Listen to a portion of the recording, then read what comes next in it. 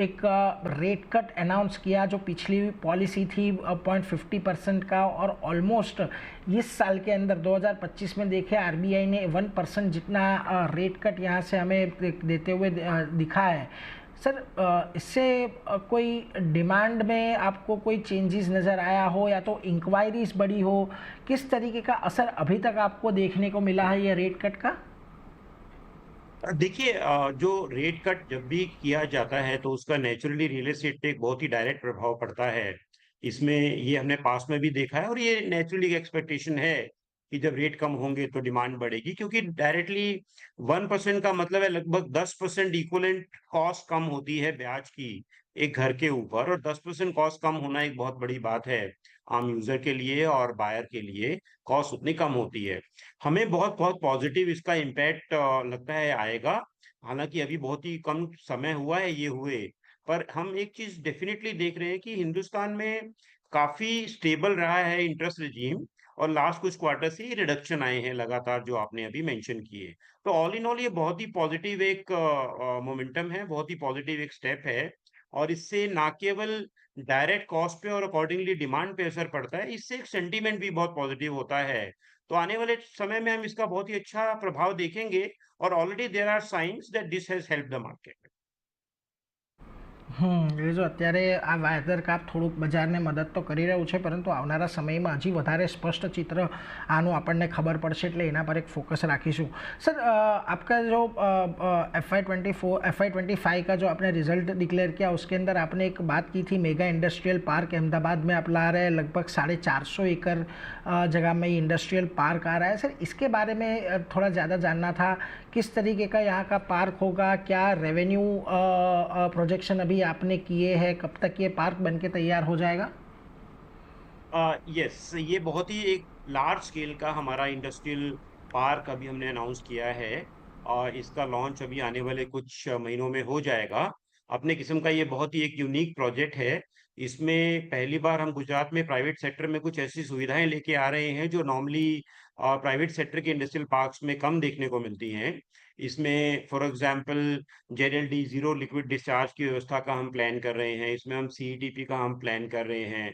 बहुत ही world class amenities लेके आएंगे, इंफ्रास्ट्रक्चर की क्वालिटी लेके आएंगे, आरसीसी की रोड्स वगैरह होंगी। और ये बहुत ही लार्ज स्केल का प्रोजेक्ट है, जैसे आपने अभी बोला 450 से 500 एकड़ में ये स्थित है। तो ऑल इन ऑल बहुत ही एक अच्छा प्रोजेक्ट है। इससे हमें लगभग 1100-1200 करोड़ रुपए का टॉप लाइन का इमीडिएट फेज वाइज आने का उम्मीद है। और उम्मीद ये है कि सभी क्लियरेंसेस के बाद आने वाले कुछ महीने में हम इसको लॉन्च कर पाएंगे। એટલે જુઓ, ખાસ કરીને 1100 થી 1200 કરોડ રૂપિયાની એક ટોપલાઇનમાં કોન્ટ્રીબ્યુશન આવે એવી એક અપેક્ષા છે, અને મંજૂરીઓ બાદ થોડા સમયમાં પાર્ક આવતો દેખાશે, એટલે એના પર એક ફોકસ ખાસ કરીને રાખતા રહીશું। सर, आप गुजरात और बेंगलुरु मार्केट में तो बहुत प्रोमिनेंटली काम कर रहे हैं, लेकिन अभी अभी आपने मुंबई मार्केट के अंदर भी एंट्री ली है।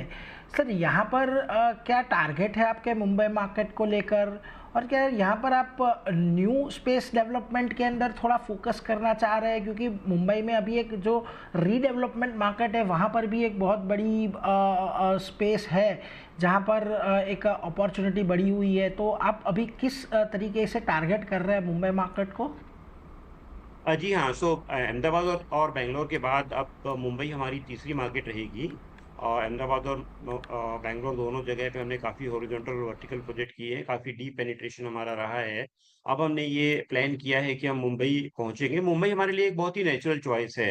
मुंबई से हमारा काफ़ी स्ट्रॉन्ग कनेक्ट रहा है as a group, as a community, and hence we think कि मुंबई में हमारा राइट टू विन है, और हम उस दिशा में आगे बढ़ रहे हैं। मुंबई में हम दोनों तरह के प्रोजेक्ट करेंगे, रीडेवलपमेंट का प्रोजेक्ट भी करेंगे और नए प्रोजेक्ट भी लेंगे। रीडेवलपमेंट से हमारा मतलब सोसाइटी रीडेवलपमेंट से है। स्लम रिहेबिलिटेशन में हमारा अभी कोई प्लान नहीं है, पर सोसाइटी रिडेवलपमेंट हमारा काफी फोकस है, और हम उस पर काफी काम कर रहे हैं। और आने वाले कुछ महीनों में हम कोई ना कोई प्रोजेक्ट उसमें जरूर अनाउंस करके लॉन्च कर पाएंगे। इसके साथ साथ पिछले कुछ समय में हमने एक पहला प्रोजेक्ट अनाउंस किया, काफ़ी बड़ा प्रोजेक्ट है मुंबई में। 90 एकर्स का ये प्रोजेक्ट है आउटस्कर्ट्स में वीकेंड होम्स का। वीकेंड होम्स हमने बहुत अच्छे अहमदाबाद शहर में और बैंगलोर शहर में लॉन्च किए हैं और डिलीवर किए हैं। हमारा ये मानना है कि मुंबई में भी ये बहुत बड़ी अपॉर्च्युनिटी है। इनफैक्ट ये उससे भी ज़्यादा बड़ी अपॉर्च्युनिटी है जो कि हमने अहमदाबाद और बैंगलोर में किया एंड हैंस हमारा पहला प्रोजेक्ट ये वीकेंड होम्स का ही होगा, 90 एकर्स और बहुत ही एक्साइटिंग आउटस्कर्ट्स में ये प्रोजेक्ट है मुंबई के, जिससे हम शुरुआत करेंगे मुंबई मार्केट की। એટલે જો અહીંયાથી ખાસ કરીને મુંબઈની અંદર પણ એક વીકેન્ડ હોમનો પ્રોજેક્ટ તેઓ ટૂંક સમયની અંદર લોન્ચ કરશે અને સોસાયટી રીડેવલપમેન્ટ માટેની પણ તકો અહીંયાથી શોધશે એટલે એના પર એક ખાસ કરીને ध्यान रखता रहीશું। सर आपका जो FY25 रहा है इन टर्म्स ऑफ बुकिंग्स आपको हाईएस्ट एवर बुकिंग मिले हैं FY25 के अंदर। सर यहाँ से FY26 के लिए आप क्या टारगेट कर रहे हैं और किस तरीके का यहाँ पर आपको आउटलुक बनेगा? जी हाँ, 25 जो साल था वो हमारे लिए बहुत अच्छा रहा। हमने काफ़ी रिकॉर्ड उसमें स्थापित किए। फ्रेश सेल्स भी हमारी 15% ग्रो करके 1271 करोड़ रुपए पे हमने अचीव किया। इसके साथ-साथ कलेक्शंस बहुत हेल्दी थे, 942 करोड़ रुपए जो कि 7% ज़्यादा थे। 2026 का जो हमारा अनुमान है वो इससे भी काफ़ी बेहतर रहेगा ऐसी उम्मीद है। पिछले कुछ सालों में हमने कंपनी में टॉप लाइन और बॉटम लाइन में लगभग 30% के आसपास की एवरेज ग्रोथ देखी है और हमें उम्मीद है कि 2026 में हम उसको सरपास करेंगे, क्योंकि 2025 में ग्रोथ 15% ही रही, तो 2026 should be covering up for that. तो हमारी उम्मीद है कि 35 से 40% की ग्रोथ हम दिखा पाएंगे 2026 में in terms of top line. એટલે જુઓ ખાસ કરીને ટોપ टॉप लाइन લાઇનમાં से मेरा 35 થી मतलब 40 फ्रेश सेल से, आई एम वेरी सॉरी, जी या fresh sales. Okay, fresh sales इसमें आपका 35 to 40% का हमारा ग्रोथ रहेगा। इसके लिए सर हम उसके ऊपर भी ध्यान रखेंगे। लेकिन सर FY26 में अभी आपकी कोई लॉन्चिंग पाइपलाइन कैसी है? कितने प्रोजेक्ट अभी आप इनिशियल क्योंकि अभी तो 2-3 महीने हुए हैं, Q1 अभी ख़त्म होने में भी बस एक आध हफ्ता बाकी है, लेकिन कितने लॉन्चिंग आप अभी से प्लान कर रहे हैं FY26 के अंदर जो कंप्लीट हो जाएंगे? FY26 में हमारा प्लान है कि हम लगभग 4000 करोड़ रुपए की top line equivalent projects launch करें। इसमें कुछ नए फेजेस और नए प्रोजेक्ट दोनों शामिल हैं। ऑब्वियसली ये तीनों शहरों को मिला के है अहमदाबाद, बैंगलोर और मुंबई। इसमें से अहमदाबाद और Mumbai should be contributing more like 1000 crore each और बैंगलोर जो है लगभग 2000 करोड़ रुपए का लॉन्च देखेगा, ऐसा हमारा प्लान है। ऑल इन ऑल ये बहुत ही हेल्दी लॉन्च पाइपलाइन है और इन सबको मिला के हमें उम्मीद है कि इस बार हम 35 to 40% की ग्रोथ अपनी फ्रेश सेल्स में देख पाएंगे। ઓકે, એટલે જો 4000 કરોડના લોન્ચીસ કદાચ આપણને આ વર્ષની અંદર આખા નાણાકીય વર્ષમાં થતાં જોવા મળી શકે છે, જેમાં બેંગ્લોરનું એક સારું પ્રદર્શન હશે અને 1000 કરોડ જેટલું અમદાવાદથી પણ એક આવવાની અપેક્ષા છે, એટલે એના પર એક ખાસ ધ્યાન રાખતા રહીશું।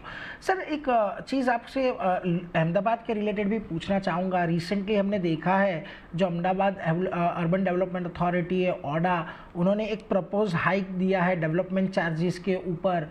सर क्या इसका कोई डायरेक्ट इनडायरेक्ट इफेक्ट अभी आपके जो ऑनगोइंग प्रोजेक्ट्स है उसके ऊपर या तो आने वाले जो प्रोजेक्ट्स है उसके ऊपर कोई आता हुआ दिखेगा? देखिए, ये परसेंटेज के रूप में ये हाइक बहुत ज़्यादा दिखता है, ये बात सही है। परंतु इन द ओवरऑल कॉन्टेक्स्ट ये बहुत ज़्यादा कुछ इम्पैक्ट करेगा, ऐसा कोई हमें इम्पैक्ट नहीं दिखता इस सब का। डेवलपमेंट फीस बढ़ी ज़रूर है या बढ़ाने का प्रपोज़ल ज़रूर है, पर in the overall context market का मोमेंटम, मार्केट का जो स्थिति है और प्राइसिंग की जो स्थिति है, डिमांड सप्लाई की जो स्थिति है, उसके हिसाब से हमें नहीं लगता कि इसका कोई बहुत ज़्यादा इम्पैक्ट मार्केट पर आए। जी सर, एक चीज़ ये भी पूछना चाहूँगा, अभी आपने रिसेंटली जब हमारी पिछली बार बात हुई थी तब आपने सूरत मार्केट के अंदर एंटर किया था। सर यहाँ से FY26 के लिए अपार्ट फ्रॉम मेट्रो सिटीज़ ये से कोई टायर 2 सिटीज़ में आप एंट्री के बारे में अभी कुछ अपॉर्चुनिटी देख रहे हैं? देखिए, हमारा जो मूल जो फोकस रहेगा वो 3 शहरों पे रहेगा, अहमदाबाद, बैंगलोर और मुंबई। इसके साथ-साथ इन सिटीज़ में अगर सिटी प्लस 1 जैसा कोई विसिनिटी है, उस पे हम ज़रूर नज़र रखते हैं। For hmm. Example if we are doing so many things in Ahmedabad, तो सूरत एक नेचुरल चॉइस हो जाती है। अहमदाबाद प्लस 1 स्ट्रैटेजी में सूरत या बड़ौदा जैसे शहर फिर ऐड हो जाते हैं। इसको हम बेसिकली अहमदाबाद का एक एक्सटेंशन मानते हैं।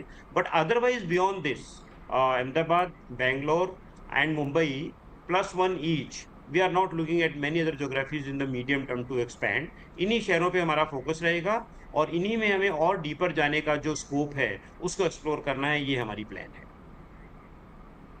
ઓકે એટલે ખાસ કરીને અત્યારે ફોકસ મુંબઈ અમદાવાદ અને બેંગ્લોર આ 3 जगह पर હશે એટલે એના पर एक फोकस रखता रहीશું। और सर आखिर में बस आपसे एक ही सवाल पूछना चाहूँगा, ओवरऑल एक गुजरात का जो अभी रियल एस्टेट मार्केट है थोड़ा वहाँ पर भी हमें थोड़ी टेंशन होते हुए देखने को मिली थी, लेकिन ये जो ब्याज जो इंटरेस्ट रेट कट आए हैं उसके बाद सर अहमदाबाद मार्केट को लेकर आपकी क्या उम्मीद है, किस तरीके की डिमांड अभी आप देख रहे हैं?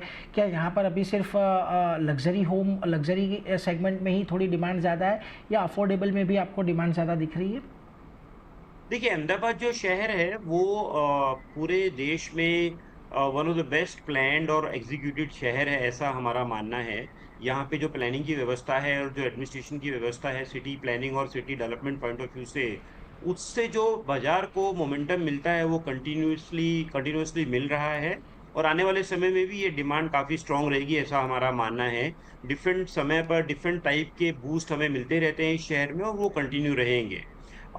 इसके साथ-साथ जहाँ तक अपॉर्च्युनिटीज़ की बात है, ये शहर प्रोवाइड करता रहेगा और हमें उम्मीद है कि हम जिस तरह की ग्रोथ हमने पिछले 3-4 साल में देखी है अहमदाबाद शहर में, वो हमें देखने को मिलती रहेगी।